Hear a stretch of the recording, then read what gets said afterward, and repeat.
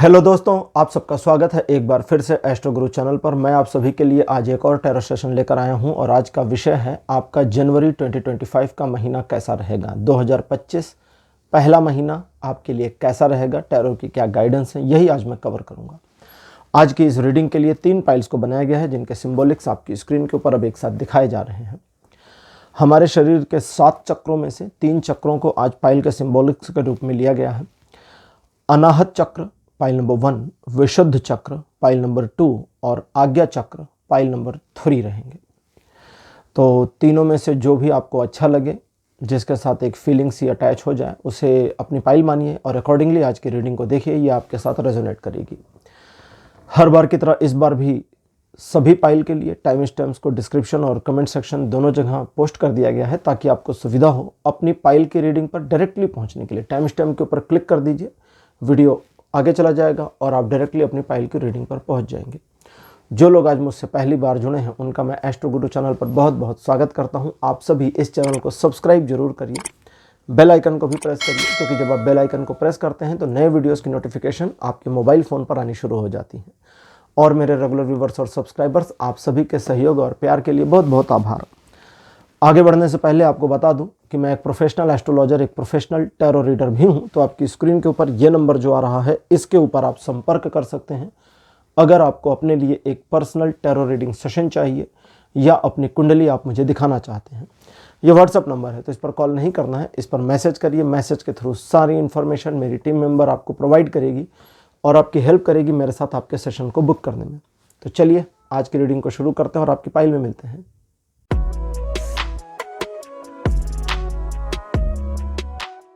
Hello pile number 1, आप सबका स्वागत है आपकी रीडिंग में। आपने अनाहत चक्र को चुना था। अनाहत चक्र के फोटोग्राफ मेरे बगल में लगा दी गई है। अनाहत चक्र हमारे शरीर का चौथा चक्र है। ये हमारे हृदय के पास में रहता है, हमारे हार्ट के पास में होता है। और ये जो चक्र है ये हमें स्पिरिचुअलिटी की ओर, अध्यात्म की ओर, सात्विकता की ओर, सत्य की ओर आगे लाने में मदद करता है स्वयं को। अनाहत चक्र तक अगर ऊर्जा किसी की पहुँचे तो उस व्यक्ति को सत्य का आभास शुरू हो जाता है, यानी कि एक तरह से कहें तो ज्ञान प्राप्त होना शुरू हो जाता है। चलिए रीडिंग को शुरू करते हैं और देखते हैं कि आपके लिए नए साल 2025 का पहला महीना जनवरी कैसा रहने वाला है। कार्ड नंबर 1 आपके लिए अपीयर हुआ है 10 ऑफ कप्स। सेकंड पोजीशन पर आपके लिए है जजमेंट। कार्ड नंबर 3 आपके लिए है 4 ऑफ वॉन्ड्स। फोर्थ पोजीशन पर आपके लिए है 3 ऑफ कप्स और लास्ट कार्ड आपके लिए है नाइट ऑफ सॉर्ड्स। जनवरी का महीना एक परिवर्तन लेकर के आएगा आपके लिए पाइल नंबर 1, और यह परिवर्तन आपके जीवन को एक नई दिशा की ओर ले जाएगा या आपके किसी सोचे हुए कार्य को पूरा करने में आपकी मदद करेगा। आप पहले भी कुछ एक ऐसे आइडियाज़ पर काम कर चुके हैं जिनमें आपको सक्सेस मिली है और कुछ आइडियाज़ अभी भी बकेट में हैं, पेंडिंग है। उन पर इस महीने आप काम कर सकते हैं। और इस वर्ष यानी इस महीने अगर किसी ऐसे कार्य को शुरू करते हैं जिसमें थोड़ा समय लग सकता है, जिसके पूरा होने में, टारगेट अचीव होने में, तो इस वर्ष जनवरी में आपके कार्य शुरू करने के बाद 2025 में आप उसे अचीव कर ले जाएंगे। पारिवारिक माहौल अच्छा रहेगा, लोगों का सहयोग और सद्भाव आपके साथ बना रहेगा, चीज़ें आपके लिए पॉजिटिव हैं। जनवरी का महीना आपके लिए एक पॉजिटिविटी लेकर के आएगा।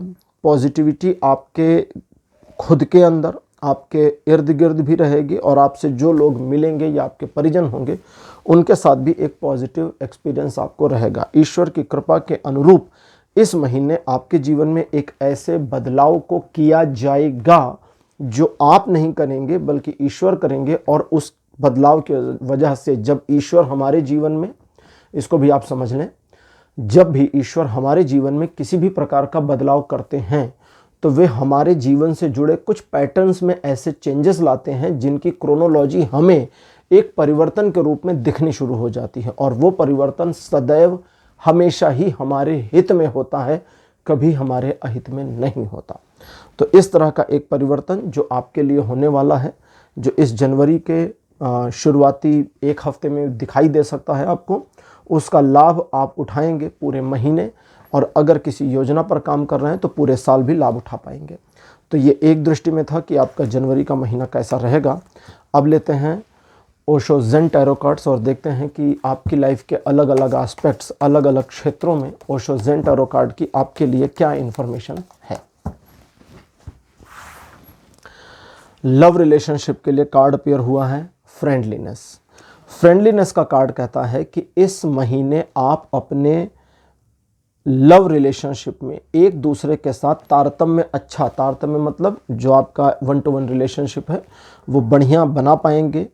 एक दूसरे को अंडरस्टूड करने में काफ़ी मदद मिलेगी। एक दूसरे को आत्मसात करने में भी इस महीने काफ़ी हेल्प मिलेगी। आत्मसात का अर्थ होता है जब हम दूसरे की फीलिंग को फील करें और दूसरा हमारी फीलिंग को भी फील करना शुरू कर जाए, तो उसमें भी ये महीना आपको अच्छी खासी मदद देने वाला है। ये महीना आपके लव रिलेशनशिप में गेट टुगेदरनेस या टुगेदरनेस को और ज़्यादा मजबूत और इम्प्रूव करेगा, और किसी भी प्रकार की डिस्टर्बेंस को हटाने में अगर आप कोशिश करना चाहते हैं तो मदद करेगा और आपके संबंधों में बेहतरी लाएगा। लव रिलेशनशिप में उन लोगों के लिए जिनके संबंधों में अलगाव हो चुका है, एक नई चीज़ शुरू की है मैंने लव रिलेशनशिप के लिए 2 कार्ड्स। एक तो वो जिनके संबंध चल रहे हैं और एक वो जिनके संबंध रुक गए, नहीं चल रहे, टूट गए, डिवोर्स हो गया या एक तरह से उम्मीद बची है, उनके लिए आपके लिए कार्ड अपीयर हुआ है कॉन्शियसनेस। सबसे पहले जो कार्ड ये इन्फॉर्म करता है वो ये कि कुछ एक ऐसे मामले हैं जहां पर अब आपको किसी से अप्रूवल लेने या वेरीफाई करने की जरूरत नहीं। आपको पता है कि जी ये मामला क्लोज हो गया, खत्म हो गया, प्यार व्यार सब, उस वाले मामले में जहां आप समझ गए हैं। देखिए कई बार क्या होता है, हम समझ तो जाते हैं लेकिन फिर भी एक फॉल्स होप लगाए रखते हैं। तो ये कहता है फॉल्स होप को यानी झूठी उम्मीद को हटाइए, और जहां आप ठीक से समझ गए कि अब ये मैटर क्लोज हो चुका, मूव ऑन करिए, आगे बढ़ जाइए। दूसरा, उन लोगों के लिए जहां पर बताता है कि आपको मालूम है कि मेरी गलती है या उसकी गलती है, उसकी गलती है इसलिए मेरा मुंह सूजा हुआ है, मेरी गलती है इसलिए उसका मुंह सूजा हुआ है, तो उस वाले मामले में अगर गलती उसकी है और आप रिलेशन को रिवाइव करना चाहते हैं तो थोड़ा गाल पिचका लीजिए और एक कम्युनिकेशन बनाने की कोशिश करिए, चीज़ें ठीक हो जाएंगी। और जहां आपकी गलती है और उसका मुंह फूला हुआ है, वहां उसके फूले हुए मुंह को तो पिचका नहीं सकते, है ना। तो फिर आपको क्या करना है, आपको सॉरी बोलने की जरूरत पड़ सकती है। लेकिन सबसे पहला जो की वर्ड आपके लिए है वो है कम्युनिकेशन। एक कम्युनिकेशन बनाने की कोशिश करिए। अगर कम्युनिकेशन चैनल बना तो चीज़ें बेहतर, नहीं तो गड़बड़ हो जाएंगी। ये महीना कुल मिलाकर बहुत पॉजिटिव है लव रिलेशनशिप में। अब बात करते हैं फैमिली लाइफ की। फैमिली लाइफ आपके लिए कार्ड अपीयर हुआ है हैप्पीनेस। ये कार्ड कहता है इस महीने परिवार के साथ आपके सामंजस्य और तालमेल में कोई कमी नहीं आएगी, बल्कि इम्प्रूवमेंट आएगी। और आप अगर किसी भी मामले में अपने फैमिली का सपोर्ट चाहते हैं, मदद चाहते हैं, हेल्प चाहते हैं और अपने फैमिली को सपोर्ट करना चाहते हैं, तो ये महीना आपको इसमें अच्छी खासी मदद करेगा। इस महीने यानी जनवरी 2025 में आपको अपने परिवार के प्रति अपने कर्तव्यों के निर्वहन करने में किसी प्रकार की असुविधा नहीं होगी, और वाइसे वर्षा आपके परिवार द्वारा आपके लिए जो भी भरण पोषण किया जा रहा है या सपोर्ट किया जा रहा है उसमें आपको कोई कमी नहीं मिलेगी। अगर किसी तरह की इशू आपको फेस आती है तो ये बस आपकी सोच का नज़रिया होगा, इसलिए उस पर विचार करिए। किसी भी सिचुएशन में परिवार को लेकर के एक होपलेसनेस थी किसी सब्जेक्ट, किसी टॉपिक पर, तो उसमें भी इम्प्रूवमेंट इस महीने आ जाए, इसकी पॉसिबिलिटी है। यह महीना पारिवारिक दृष्टिकोण से बढ़िया रहेगा। फिनेंशियल मामलों में कार्ड अपीयर हुआ है रीबर्थ। ये 2 चीज़ें बताता है। सबसे पहला कहता है कि फिनेंशियल मामलों में आपके करंट सिचुएशन जो चल रहे हैं उसमें सावधान रहिए, उसमें गलती की गुंजाइश मत करिए, जानबूझ करके कैजुअल मोड में नहीं आना है, ठीक। दूसरा, जहां पास्ट में चीज़ें निगेटिव हो चुकी हैं अब उन्हें कैसे पॉजिटिव करें, इस पर दिमाग लगाने की ज़रूरत है। कभी कभी ऐसा इन्वेस्टमेंट हो जाता है जहां पर लंबे समय से पैसा फंसा रह जाता है, उस इन्वेस्टमेंट से निकालकर दूसरे इन्वेस्टमेंट में लगा करके समझदारी दिखाई जा सकती है। लेकिन यहाँ ये सजेशन नहीं दे रहा है। ये सजेशन ये देता है कि आपको एनालाइज करना है, विचार करना है कि क्या करना और क्या नहीं करना चाहिए। अपनी बुद्धि और विवेक का उपयोग करिए, ज़रूरत पड़े तो एक्सपर्ट एडवाइस लीजिए और मामले को मैनेज करने की कोशिश करिए। वैसे आमतौर पर यह महीना फाइनेंशियल ग्रोथ दिखा रहा है। ऑक्यूपेशन से जुड़े मैटर्स यानी आपके जॉब, बिजनेस, प्रोफेशन से जुड़े मैटर्स में कार्ड अपीयर हुआ है एबंडेंस। एबंडेंस कार्ड कहता है कि बहुत ज़्यादा परिवर्तन मत करना, मतलब छोटे मोटे बदलाव की परमिशन है, लेकिन एकदम से पूरे मामले को उलट देना, मेज को ही पलट देना बिल्कुल समझदारी नहीं है। और ये कहता है कि जरा इजी इजी चलने दो, और उस ईजनेस में, उस साधारण, जब आप साधारण तरीके से मामले को चलाएंगे तो उसमें आपको ये ध्यान देना है कि इसे साधारण तौर पर रन करने में मुझे कहाँ दिक्कत आ रही। अगर आपकी दुकान है या आपका कोई व्यापार है, उसमें कोई सिंपल कोई प्रॉब्लम आ रही है, कस्टमर नहीं आ रहे हैं, पैसा नहीं आ रहा, ये चीज़ें, तो कहता है कुछ एक्स्ट्रा ऑर्डिनरी मत करो। पहले ये देखो कि साधारण तरीके से जब हम इसको रन करते हैं, साधारण तरीके मतलब जो नॉर्मल रूटीन है, जैसे एक दुकानदार क्या करेगा, सुबह दुकान पर जाएगा, शाम को घर आएगा, दिन भर जो बिकेगा बेचेगा, और अपनी दुकान को थोड़ा मेंटेन रखेंगे। तो जो साधारण तौर तरीके हैं उन्हीं को फॉलो करो। आप जॉब करते हो, सुबह जॉब पर चले जाओ, अपना डेली रूटीन का काम करो, शाम को घर आप वापस आओ, लेकिन ऑब्जर्व करो कि भाई इसमें कहाँ कमी रह रही है जिसकी वजह से मुझे रिकग्निशन नहीं मिल रहा। अगर ये किया तो वो कैच में आ जाएगी, और जब वो कैच में आए तो आपको साधारण, जो आपका सिंपल वे है उसमें और उस कमी में एक संतुलन बनाने की कोशिश करनी है। अगर आप संतुलन बनाने में कामयाब हो गए तो चीज़ें बहुत स्मूथ हो जाएंगी, और इस महीने आप संतुलन बनाने में कामयाब हो जाएंगे, इसको ध्यान रखिए। एजुकेशनल मैटर्स में कार्ड अपीयर हुआ है द मास्टर।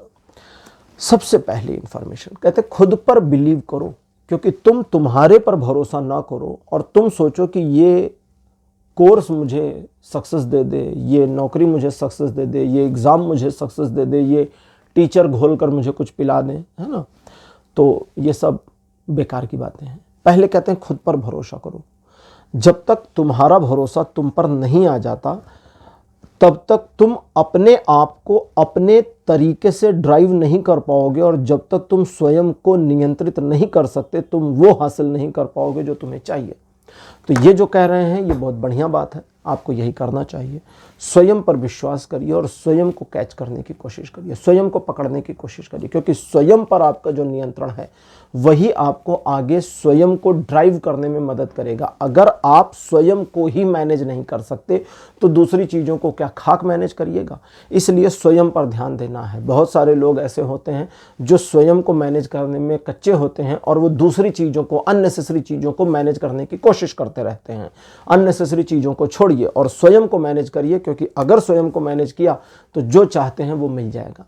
और इस महीने आपको अपने एजुकेशनल फील्ड में यही करना चाहिए। हेल्थ रिलेटेड मैटर्स में आपके लिए कार्ड अपीयर हुआ है गोइंग विद द फ्लो। बहुत बढ़िया।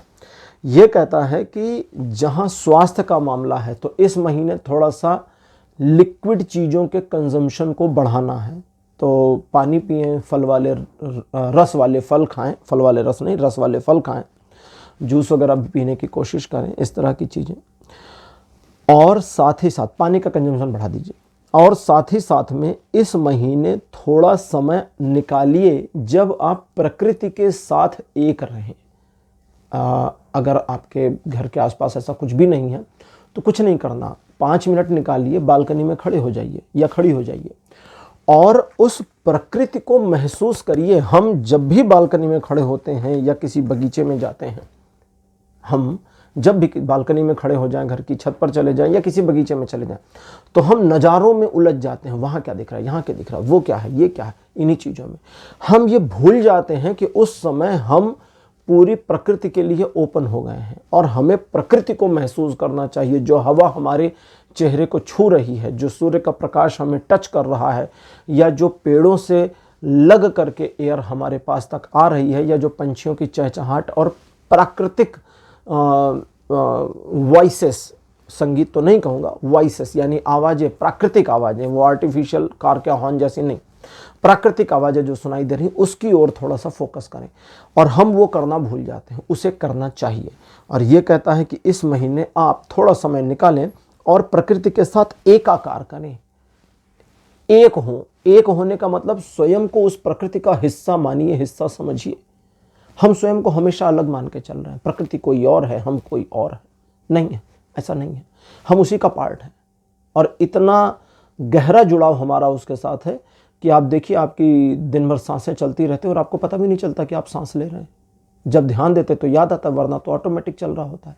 हमारा जुड़ाव इतना तेज उसके साथ है, हम उसके बिना और वो हमारे बिना नहीं रह सकते। ये अगर आपने कर लिया तो हेल्थ में इमेंस इंप्रूवमेंट आपको प्राप्त हो जाएगी, जो इंप्रूवमेंट अभी तक आपको हेल्थ वाइज नहीं मिली थी। और जिन लोगों की हेल्थ में कोई इशू नहीं है उनके लिए है बस जैसा चल रहा है वैसा चलाइए, फिर इसमें चेंजेस क्या करने हैं। तो पाइल नंबर 1 ये थी आपकी आज की रीडिंग कि आपका जनवरी का महीना कैसा रहेगा। आज की रीडिंग आपको कैसी लगी, अपने एक्सपीरियंस, अपने अनुभव कमेंट सेक्शन में जरूर लिखिए। इस वीडियो को लाइक करिए, शेयर करिए और चैनल को सब्सक्राइब करना मत भूलिएगा। अगले वीडियो में आपसे फिर मिलूंगा, तब तक के लिए बाय बाय।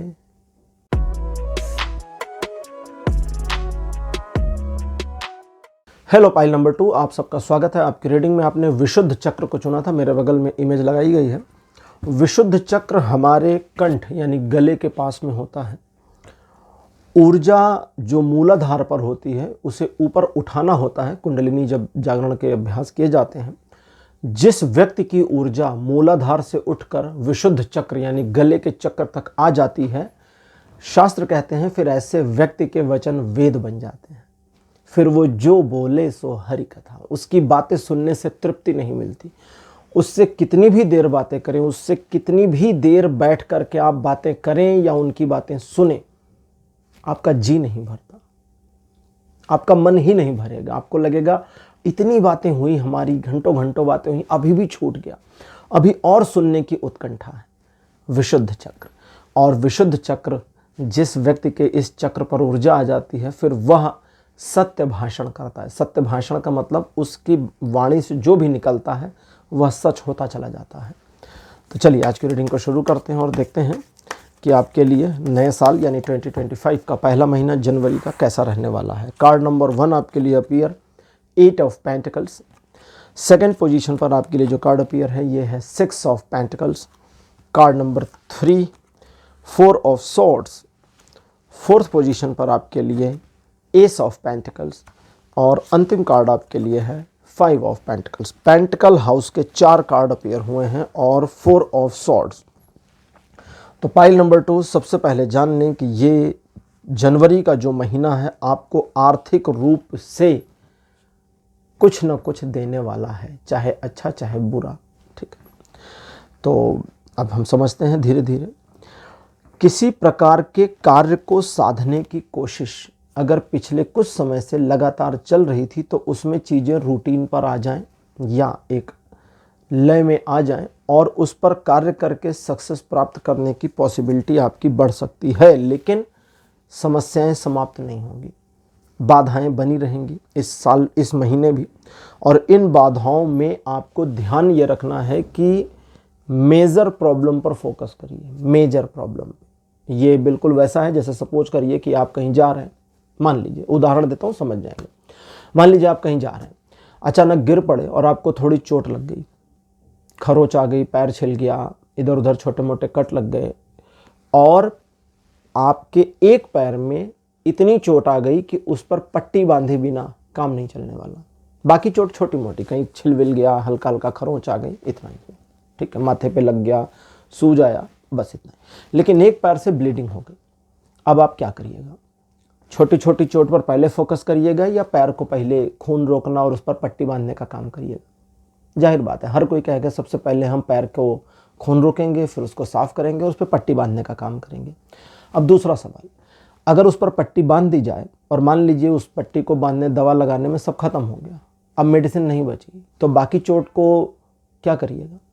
तो उसका जवाब होगा कि भाई अगर मेन प्रॉब्लम सॉल्व हो गई तो ये तो छोटी मोटी हैं, आगे सॉल्व हो जाएंगी, अब हमें आगे निकलना चाहिए ताकि हम किसी दवा की दुकान या डॉक्टर की दुकान से उसके लिए भी इलाज करा सकें। ठीक है, बिल्कुल यही आपको करना है। जो मेजर प्रॉब्लम है उस पर फोकस करिए। मेजर प्रॉब्लम पर फोकस करने से लाइफ की जो सबसे बड़ी समस्या है उस पर अगर हम फोकस करते हैं और उसे साधने की कोशिश करते हैं तो जैसे जैसे वो कंट्रोल और मैनेज होनी शुरू होती है, आप कभी करके देखिए, आपके जीवन की छोटी मोटी समस्याएं अपने आप खत्म होती चली जाएंगी, वो ऑटो डिसॉल्व हो जाएंगी।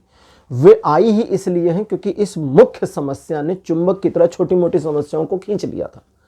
आप मुख्य समस्या पर काम करना शुरू करें और छोटी मोटी समस्या अपने आप समाप्त हो जाएंगी। ये करके देखिएगा। जनवरी का महीना आपको वार्न करता है चेतावनी देता है कि इस महीने के आखिरी सप्ताह में घबराहट और डर में आकर के कोई भी डिसीजन नहीं लेना है। डिसीजन लीजिए, बिंदास बढ़िया डिसीजन लीजिए, लेकिन उन मामलों में जहां जल्दबाजी है नहीं, फिर पेंडिंग अगले महीने लेंगे फरवरी में।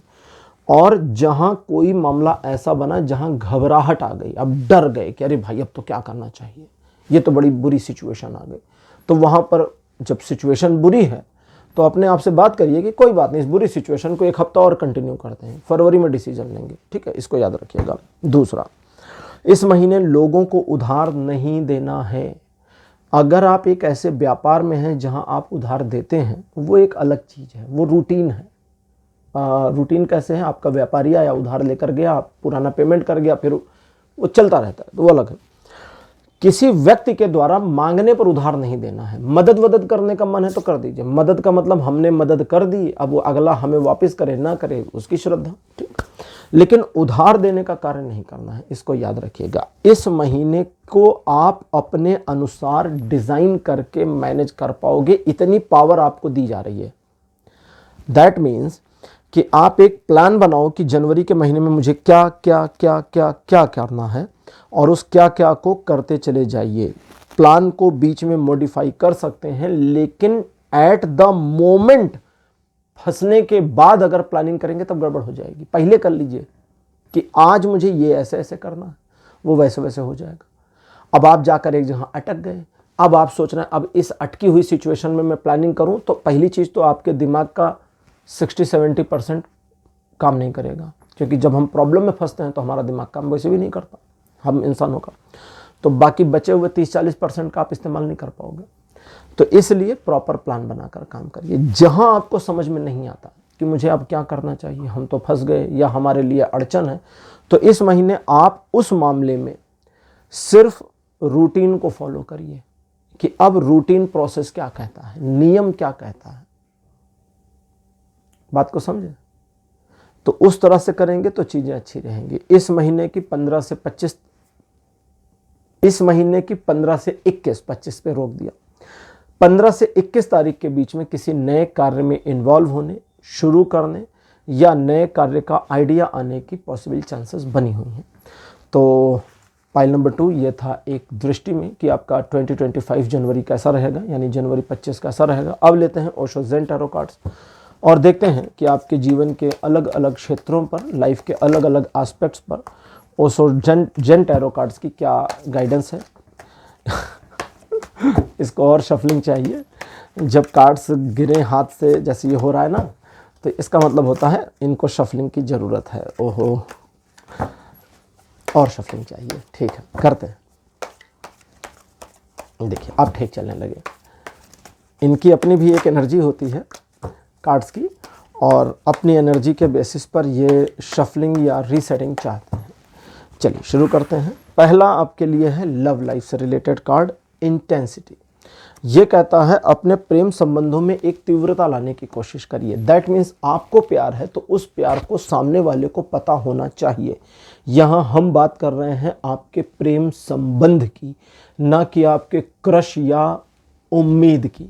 नहीं, मुझे फला लड़की से प्यार है लेकिन उसको नहीं पता मुझसे प्यार है, ये नियम लागू नहीं हो रहा फिर वहाँ। क्यों? क्योंकि उसे प्यार नहीं है आपसे भी। यहाँ 1-to-1 वाले मामले में चल रहा है। 1-to-1 लव रिलेशनशिप में और तेजी लाने की ज़रूरत है।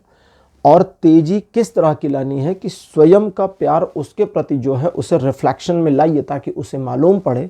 और जब तक आपके प्रेमी को ये पता नहीं चलेगा कि आपको उससे कितना गहरा प्यार है, उधर से वो रिवर्ट जो आप पिछले लंबे समय से उम्मीद कर रही हैं या कर रहे हैं, आपको नहीं मिलेगा।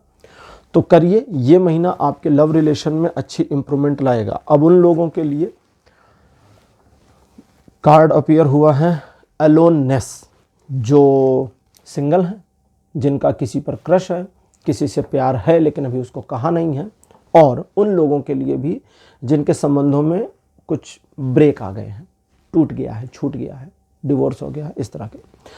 तो सबसे पहले सिंगल्स के लिए ये है कि ये महीना आपको अपने आप को एक्सप्रेस करने में मदद तो करेगा, लेकिन मानकर चलिए कि उसके साथ आपके तालमेल नए बन जाएं, इसकी उम्मीद थोड़ी कम है।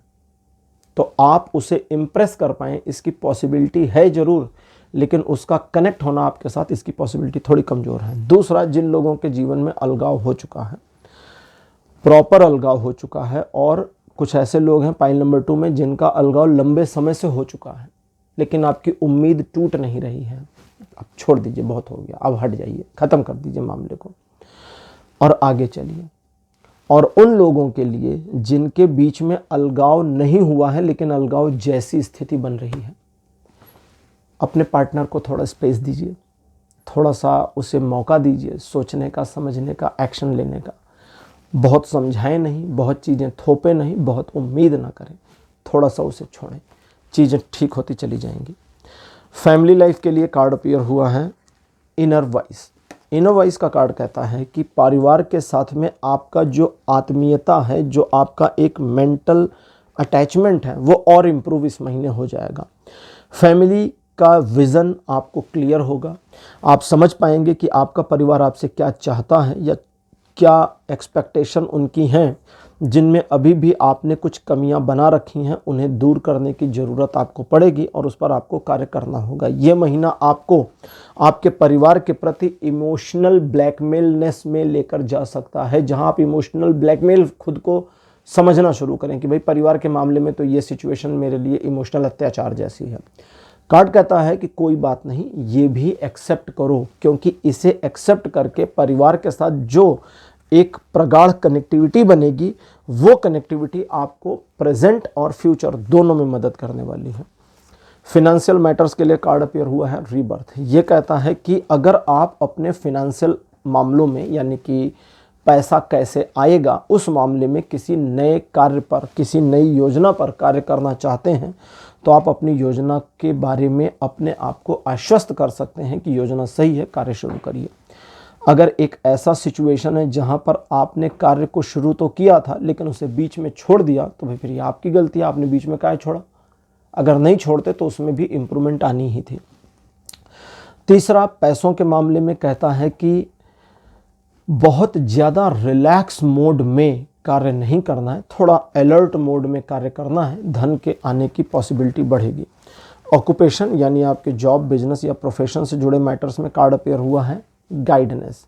अब ये कहता है कि कोई ऐसा व्यक्ति अगर आपको मिलता है आपके प्रोफेशन में जिसने आपको गाइड किया कि भाई इसे ऐसे ही करना है या ऐसे नहीं करना है, और आपको ये समझ में आता है कि भाई इस पर्सन की एडवाइस सही हो सकती है, अंदाजा नहीं, कॉन्फिडेंस, तो ऐसे पर्सन की बात को मानना है। और सबसे ज़्यादा आपको ज़रूरत है इस महीने 2025 के जनवरी महीने में ईश्वर के गाइडलाइंस की। अब ईश्वर का गाइडलाइंस आपको कैसे प्राप्त होगा?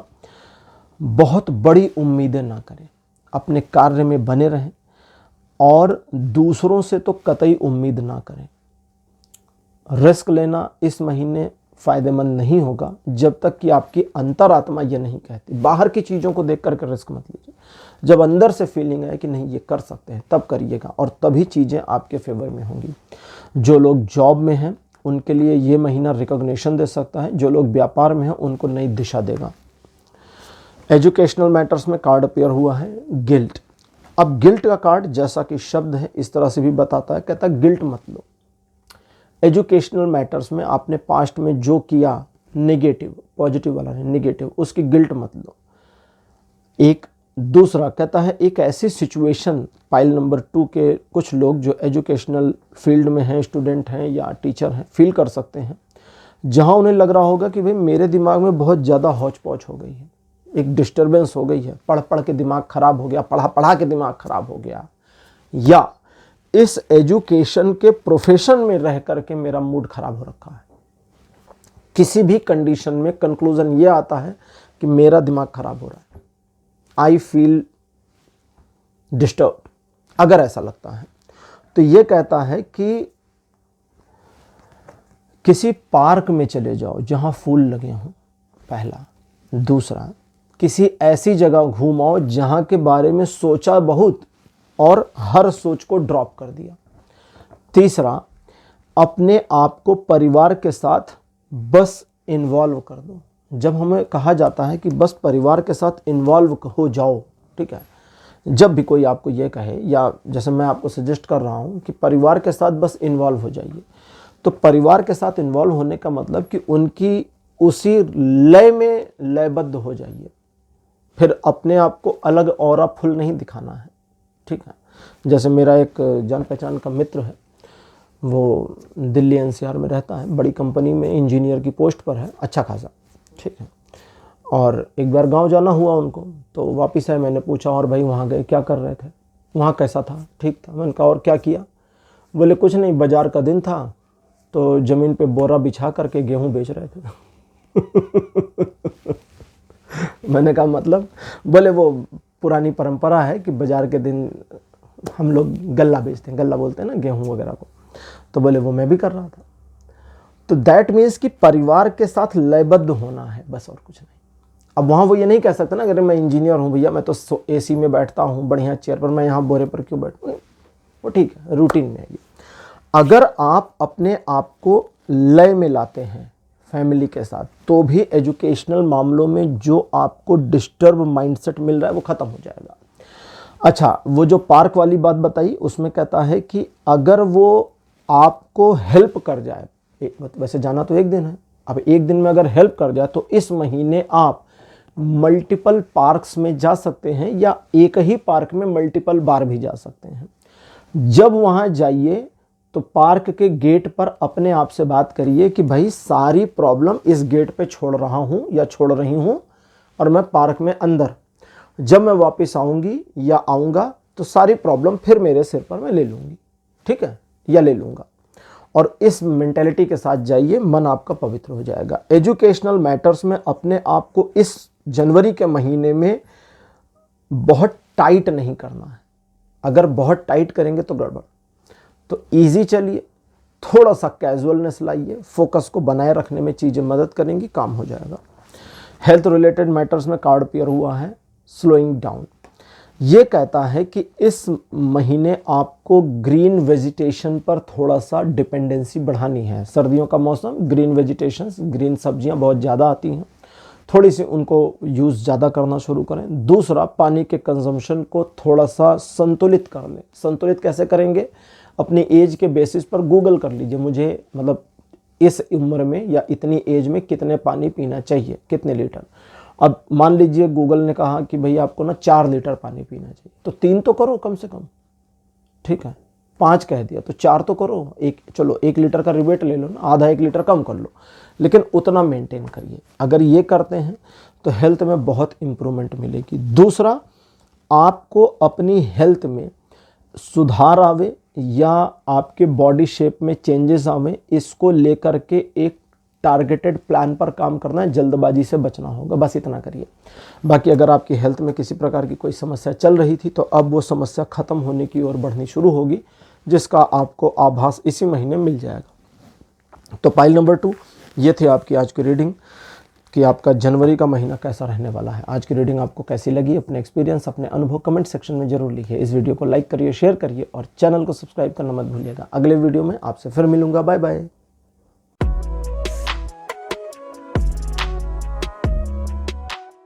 हेलो, पाइल नंबर 3, आप सबका स्वागत है। आपकी रीडिंग में आपने आज्ञा चक्र को चुना था, मेरे बगल में उसकी फोटो लगा दी गई है।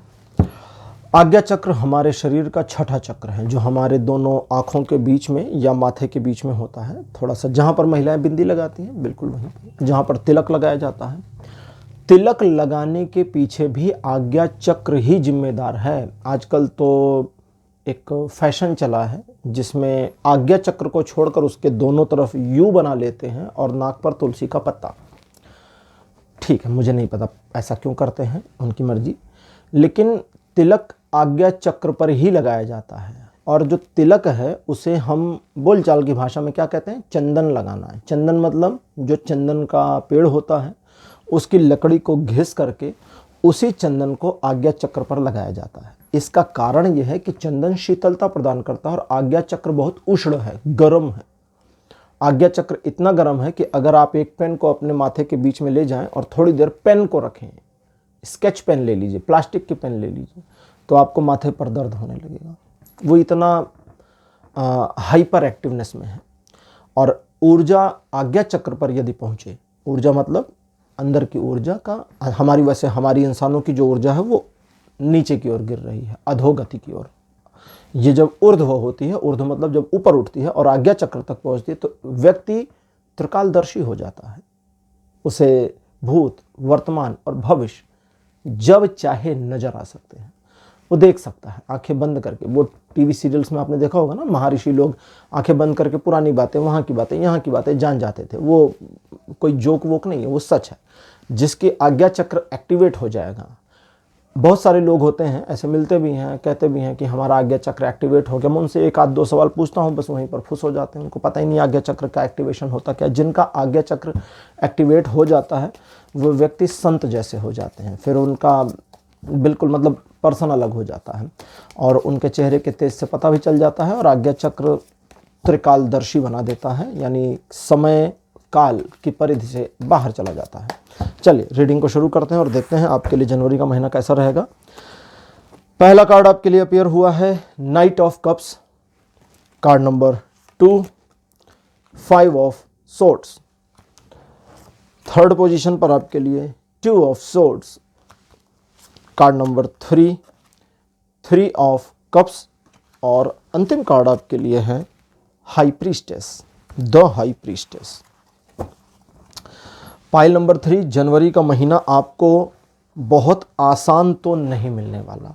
शुरुआत थोड़ी अच्छी हो सकती है। शुरू का पहला हफ्ता आपके लिए बढ़िया, बाद के 2 हफ्ते आपके लिए प्रॉब्लम से भरे और अंतिम हफ्ता फिर वापस चीज़ों को ठीक करेगा। लेकिन बीच के 2 हफ्तों को अगर आपने मैनेज नहीं किया तो क्रोनोलॉजी नेगेटिव हो जाएगी, यानी घटनाक्रम नकारात्मक हो जाएंगे। तो ये कैसा होगा, इसको आसान भाषा में समझाता हूँ। सपोज करिए आपको सीढ़ियाँ उतरनी है।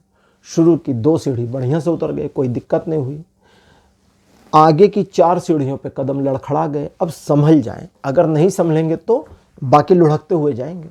फिर अगर कोई कहे नहीं आगे आपके लिए कोई दिक्कत नहीं, बीच की 4 सीढ़ी आपके लिए प्रॉब्लम थी, बाकी आगे की सारी सीढ़ियों पे कोई प्रॉब्लम नहीं, और उन्हीं 4 सीढ़ियों में पैर फिसल गया, फिर तो जल्दी नीचे पहुंच जाएंगे। समझ गए। तो वहां पर बीच में आपको थोड़ी अवेयरनेस लगानी है, ध्यान देना है। किन बातों का समझें। इस महीने की शुरुआत में आपके अच्छे होने का फायदा दूसरे लोग उठाएंगे। इससे कोई प्रॉब्लम नहीं है, इससे कोई समस्या नहीं है। उठाते हैं, आपको कोई साइड इफेक्ट नहीं मिले, कोई नुकसान नहीं मिलेगा। ठीक। लेकिन आप अगर स्वयं को अच्छा दिखाने की कोशिश करते हैं, अब ये गड़बड़ हो गई। किसी ने पूछा था कि साधु कौन है। मैंने कहा जिसे पता नहीं कि साधु है वो, जिसे पता नहीं, जिसे ज्ञात नहीं कि वो साधु है, वही साधु है। जिसे ये पता हो कि मैं साधु हूं, उससे बड़ा गड़बड़ व्यक्ति शायद कोई नहीं। दूसरों को पता होना चाहिए कि ये साधु है, मुझे पता होना चाहिए कि फला व्यक्ति साधु है। ठीक। साधु मतलब जिसने स्वयं को साधा।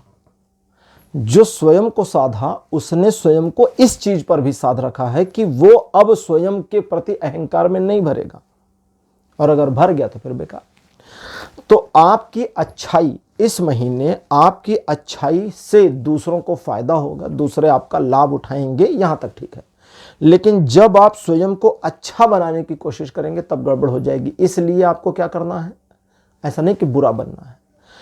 शुरुआत, आप इसको ध्यान से समझिए, महीने की शुरुआत में आप एक अच्छे व्यक्ति बने रहेंगे जिसका लोग लाभ उठाएंगे। दैट मीन्स कि चीजें पॉजिटिव रहेंगी। आपको किसी प्रकार के दिखावे की, आडंबर की, स्वार्थ की, क्रोध की, किसी के बारे में नकारात्मक सोचें, बदला लेने की सोचें, इसकी जरूरत नहीं पड़ेगी, क्योंकि कोई सिचुएशन वैसी नहीं है कि आप ऐसा नेगेटिव सोचें। अब आगे जब आप निकलेंगे 5 दिन 7 दिन के बाद, जनवरी में मोटा मोटा 7 दिन के बाद, यानी दूसरे हफ्ते में जब एंटर करेंगे या कर रहे होंगे, तब परिस्थितियां थोड़ी बदलाव में आएंगी। अब जब परिस्थितियां थोड़ी बदलाव में आए, किसी की भ्रुकुटी तने मतलब कोई तरियर कर आपको देखे तो आप भी उसको तरियर कर निगाहें देखें ना कि हाँ जी क्या है, क्या घूर रहे हो। आपकी अच्छाई गड़बड़ कर सकती है। ठीक है। आपकी अच्छाई गड़बड़ कैसे करेगी, क्योंकि सिचुएशन आपसे इग्नोर हो जाएगी, और एक बार जब सिचुएशन आपसे इग्नोर हुई तो उसे मैनेज करने की जो गलत कोशिशें होंगी वो क्रोनोलॉजी को खराब करती जाएंगी, और न सिर्फ आप एक ऐसी परिस्थिति में उलझेंगे जहां आप स्वयं को नहीं चाहते, मन वहां से भागने को करेगा, बल्कि आप उलझते चले जाएंगे। अब तो पहले तो स्वयं को साधना है। दूसरा, मान लीजिए स्वयं को साधते हैं और उसके बावजूद ऐसी परिस्थिति में उलझ जाते हैं कि उलझ ही रहे हैं, तो फिर जैसे हमारे भगवान श्री राम ने क्या किया था, उन्होंने सबसे पहले समुद्र पर सेतु बांधने के लिए कोई प्लान नहीं किया था कि मुझे समुद्र पर पुल बनाना है। उन्होंने क्या किया, उन्होंने 3 दिन तक समुद्र देव से प्रार्थना करी, बैठ करके हाथ जोड़ के बैठे रहे, प्रार्थना करते रहे कि हे समुद्र देव हमें रास्ता दीजिए, हे समुद्र देव रास्ता दीजिए। 3 दिन प्रार्थना करी। 3 दिन बाद वे नहीं आए तो भगवान श्री राम के मन में क्या आया, भयबुन होए न प्रीत, बिना डर के मानेंगे ही नहीं। तो उन्होंने तीर निकाला और लगा दिया, बोले सुखा दूंगा यहीं पे तुम्हें। तो फिर वो आ गए सामने, कह रहे प्रभु कहाँ सुखा रहे हो, हम तो वही कर रहे हैं जो आपने हमें काम दिया है सृष्टि के आरंभ में। समुंदर हो, किसी के आगे तुम रास्ता वस्ता नहीं दोगे, तो हम तो वही कर रहे हैं। आप इसके ऊपर से ब्रिज बना लें, आपके पास तो इंजीनियर्स हैं नल नील, ठीक। दैट मीन्स कि परिस्थिति के अनुसार जो नेसेसरी एक्शन है वो आपको लेना है। जहां स्वार्थ की जरूरत है वहां स्वार्थी रहिए, जहां किसी को डांटना है वहां डांटिए, जहां किसी के प्रति बैरी भाव लाना है, यानी कि दुश्मनी का भाव लेकर के आना है। ऐसा नहीं है कि कभी भी हमें किसी के साथ दुश्मनी नहीं करनी चाहिए। एक बहुत पुरानी कहावत है कि if you don't have any enemy make one. अगर तुम्हारे कोई शत्रु नहीं है तो एक बना लो। क्यों? क्योंकि बिना शत्रु के आपकी लाइफ में चीज़ें उतनी पॉजिटिव नहीं हो। शत्रु आपको अपने आप को मैनेज करने, इंप्रूव करने, आगे बढ़ने के लिए प्रेरित करता रहता है, शक्तिशाली बनने के लिए प्रेरित करता रहता है। तो शत्रु जरूरी है, शत्रु का बोध होना कि कौन मेरा दुश्मन है, इसका बोध होना भी जरूरी है। तो यहां आपके लिए है कि अगर जरूरत पड़ती है तो मन के भावों में वो परिवर्तन लाइए। फिर अच्छे बने रहने की जरूरत नहीं है। फिर थोड़ा सा अगर किसी को बुरा लगता है कि आप बुरे इंसान हैं तो हाँ ठीक है, हम बुरे हैं, कोई दिक्कत नहीं।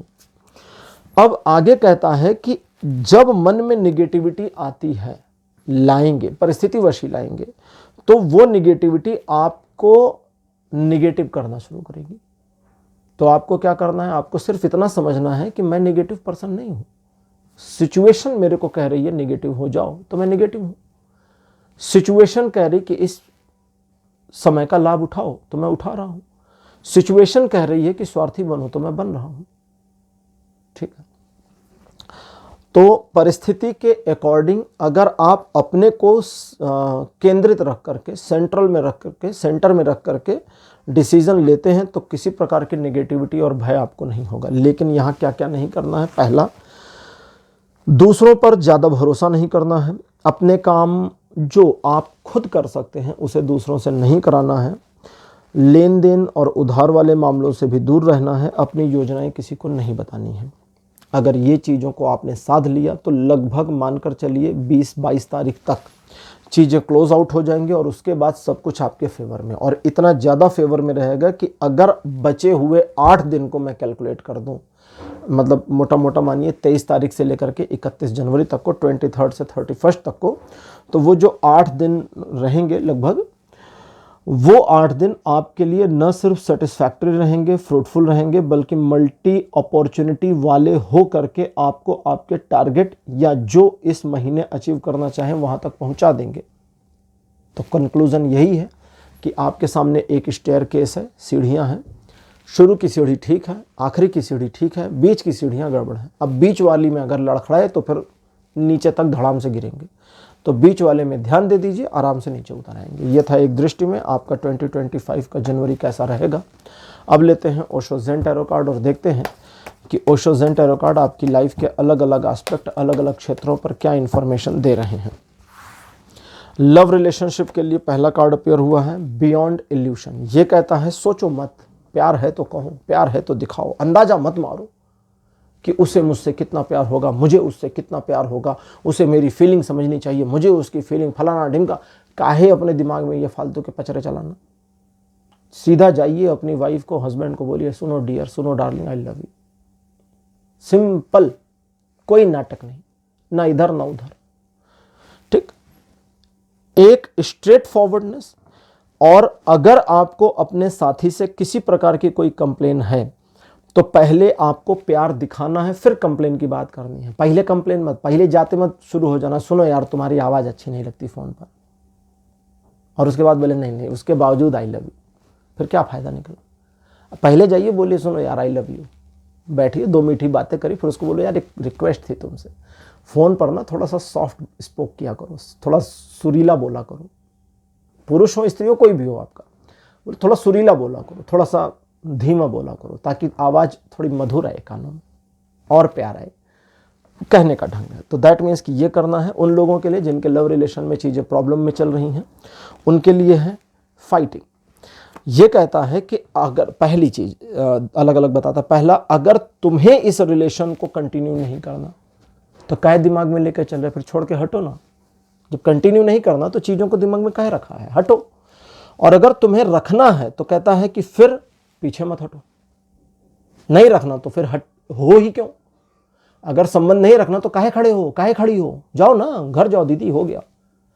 और अगर रखना है तो फिर डटे रहो, फिर पीछे मत हटना, हार के मत आना, जीतना ही है, याद रखना। फैमिली मैटर्स कार्ड अपीयर हुआ है द बर्डन।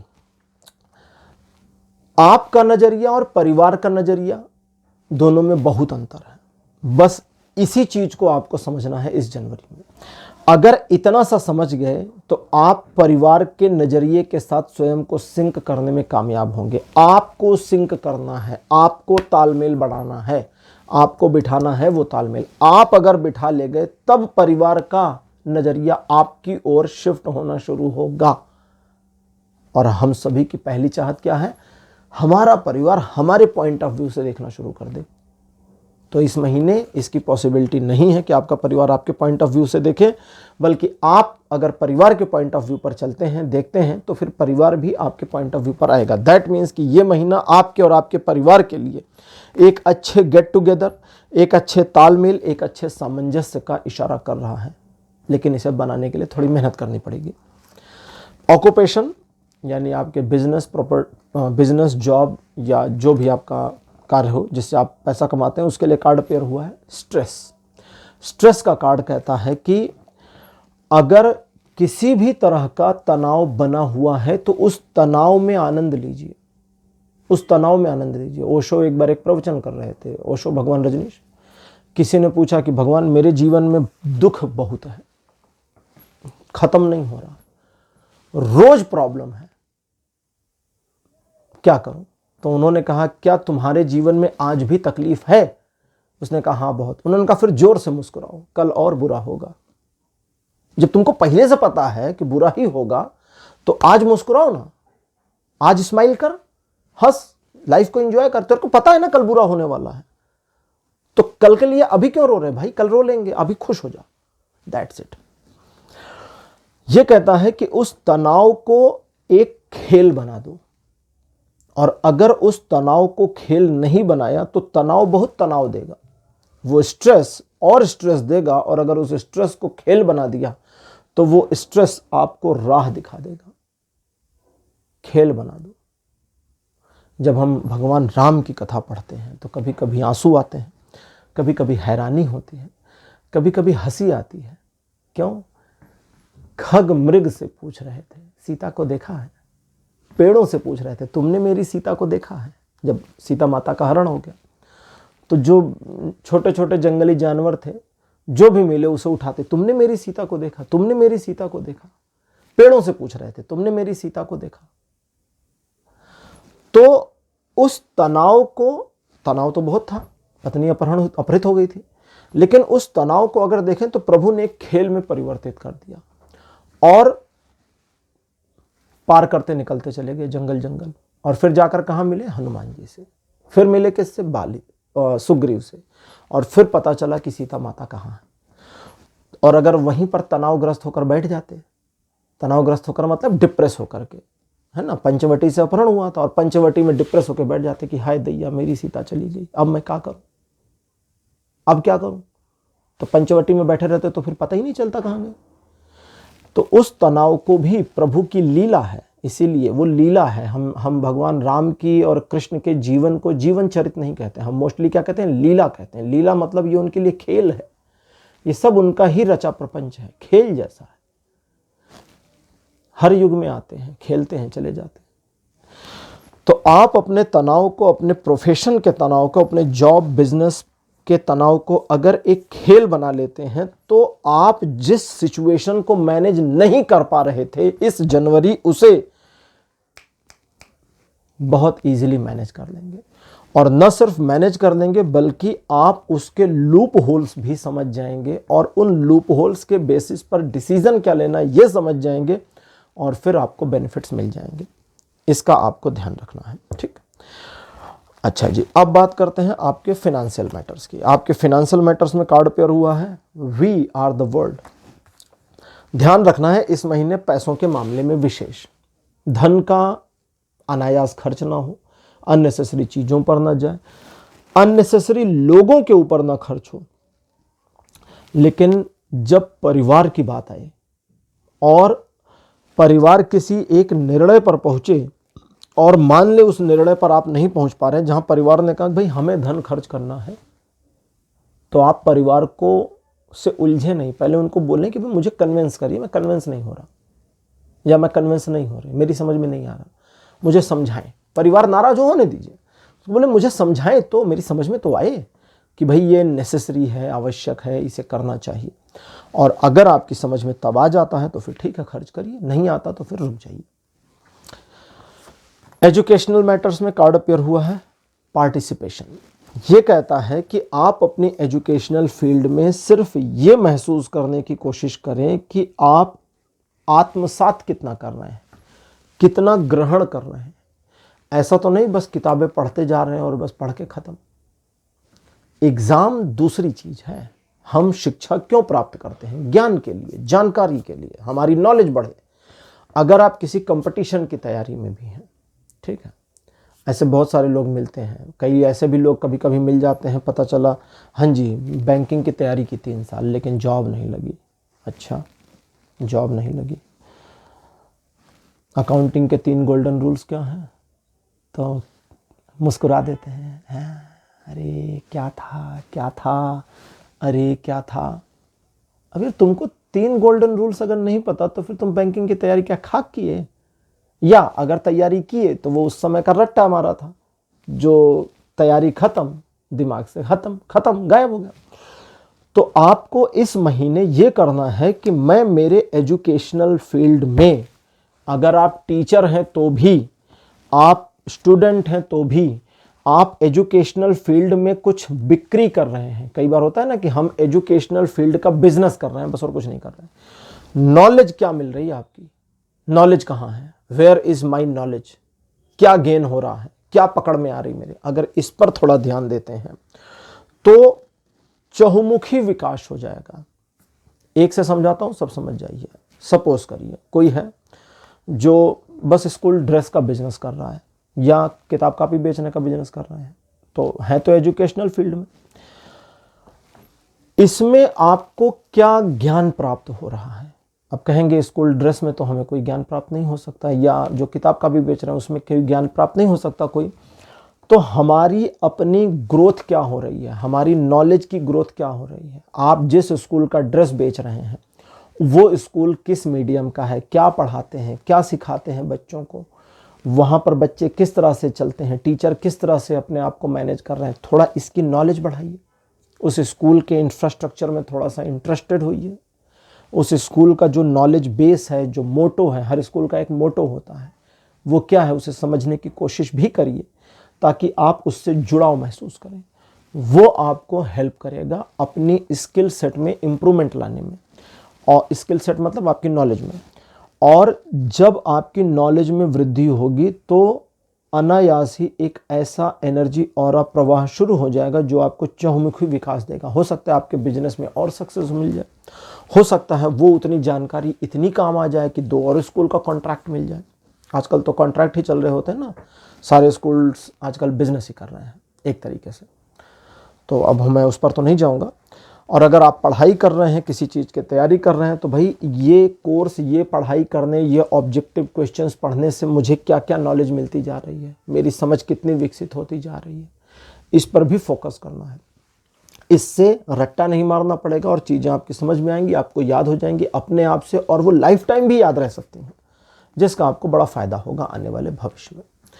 तो ये आपको करना है। हेल्थ रिलेटेड मैटर्स में आपके लिए कार्ड अपीयर हुआ है प्रोजेक्शन। जो चाहते हैं वो हासिल करने की कोशिश करिए अपने हेल्थ रिलेटेड मैटर्स में। अगर आप अपनी हेल्थ में एक इम्प्रूवमेंट चाहते हैं तो इम्प्रूवमेंट में क्या चाहते हैं, कितना चाहते हैं, कैसे चाहते हैं, उसके लिए एक पहले तो रिजल्ट को टारगेट करिए। रिजल्ट का मतलब जैसे टूथपेस्ट का ऐड आता है, अब टूथपेस्ट यूज करने से क्या होगा, किसी से भी पूछिए तो बोलेंगे दांत साफ हो जाएंगे, लेकिन क्या टूथपेस्ट कंपनीज क्लीन टीथ का ऐड कर रही हैं? जवाब है नहीं। किस चीज़ का ऐड कर रही हैं? ब्यूटीफुल स्माइल का।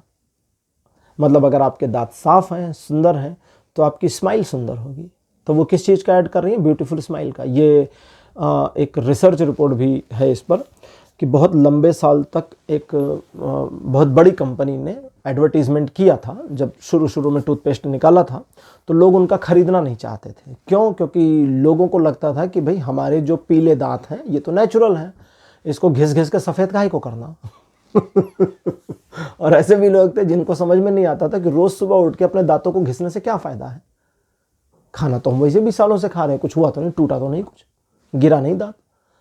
तो फिर उनको क्या करना पड़ा? दांतों की सफाई का एडवर्टीजमेंट बंद करना पड़ा और ब्यूटीफुल स्माइल का एडवर्टीजमेंट दिया और पेस्ट बिकने शुरू हो गए। तो आपको अपनी हेल्थ में एंड रिजल्ट क्या चाहिए? आप पतले होना चाहते हैं, ठीक है, कितना पतले होना चाहते हैं? वजन इतने से कितना चाहिए? कमर का जो घेरा है वो इतने इंच से कितने इंच चाहिए? एंड रिजल्ट क्या है उसे नोट कर लीजिए। पहला काम तो वो क्या हो गया? आपका प्रोजेक्टेड टारगेट हो गया, प्रोजेक्टेड टारगेट।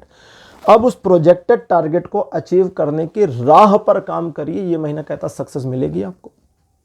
आप अपनी हेल्थ में एक्स इंप्रूवमेंट चाहते हैं, वो एक्स क्या है? क्या इंप्रूवमेंट चाहते हैं कि मैं रोज 10 गोली खा रहा हूं तो ये 10 से 2 हो जाए महीने के अंत में। टारगेट करिए, उस पर मेहनत करिए, काम करिए। प्रेस्क्रिप्शंस जो हैं, जो परहेज हैं, उनका नियमों से पालन करिए। जो एक्सरसाइज बताइए उसको करिए। ये महीना आपको वो दे देगा जो आप चाहते हैं। तो अपनी हेल्थ में इस तरह से आप इम्प्रूवमेंट पा सकते हैं। तो पाइल नंबर 3 ये थी आपकी आज की रीडिंग कि आपका जनवरी 2025 कैसा रहेगा। आज की रीडिंग आपको कैसी लगी? अपने एक्सपीरियंस, अपने अनुभव कमेंट सेक्शन में जरूर लिखिए। इस वीडियो को लाइक करिए, शेयर करिए और चैनल को सब्सक्राइब करना मत भूलिएगा। अगले वीडियो में आपसे फिर मिलूंगा। Bye bye.